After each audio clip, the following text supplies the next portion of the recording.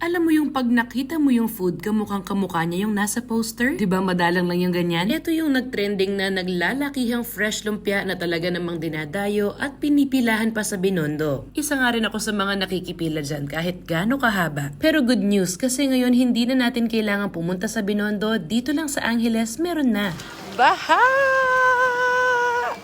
Look at my feet. So ayun na nga, galing kami sa palengke ni Mama at kahit na medyo mataas yung tubig, nagyaya talaga akong pumunta dito. Kasi nasa 2 months ko nang nadadaan-daanan to at doon pa lang sa poster nila nung fresh lumpia, natatakam na ako. Dito yan mismo sa may Liplin School, katapat nung binabayaran natin ng water bill dito sa Angeles City at malapit doon sa San Nicolas Market. The place is called Sobi Food House at ito yung hours of operation nila. Meron silang katabing paid parking. Meron silang maliit na grocery kung saan makakabili ka ng ingredients for Chinese cooking. Meron din itong century egg, itong mga candied plums at kahit yung mga menthol na pinapahid. At kahit mula nung nag-aaral pa ako, Chinese grocery na to, sobrang tagal na. Pero yung food house sinimulan lang nila earlier this year. Meron naman na silang isang table sa baba pero dito tayo sa second floor. And although maliit lang yung place, malinis at malamig yung aircon. Eto at sinaserve na yung mga order natin. We got one of each ng lahat ng nasa menu nila. Unahin natin itong maki mi. It's a noodle dish with a very thick sauce. Tapos meron mga breaded pork on top. At ang sabi ng nasa Sobi Food House, isang Chinoy daw talaga ang nag-imbento ng dish na to. Fair warning lang, the sauce is very thick and sticky pero okay din kasi it hugs the noodles really well. It's savory and lightly seasoned lang kaya sakto rin na nilagyan ko ng calamansi and chili. Up next, eto yung kanilang homemade na siomai. It's quite big, very meaty and flavorful at alam mong hindi pinuno ng extenders. Pwede mo tong itapat sa mga mamahaling dimsum. Sa ngayon, hindi pa nila yan binebenta ng frozen pero since medyo marami raw nagre-request, sana soon. Eto naman yung kanilang mga buchi, red munggo bean yung laman niya sa loob. It's very standard naman, nothing too different. And then sa drinks, meron tayong dalawang option. Yung isa ay black gulaman. Yung iced tea nila, hindi lang siya basta instant mix. Malalasahan mo talaga yung tsaa na merong touch of calamansi. At eto, meron din silang kikiam guys. I'm so happy na may mabibilhan na tayo ng Chinese style kikiam dito sa Angeles City. It's very meaty and has a good bite to it. Tapos lasang-lasa mo yung 5 spice na ginamit nila. They serve it with a sweet and sour dip pero I would say pwede rin to sa spicy chili mansi. And last but not least, eto ang kanilang fresh lumpia. Kita nyo naman, hitik na hitik sa laman guys. 100 pesos lang to.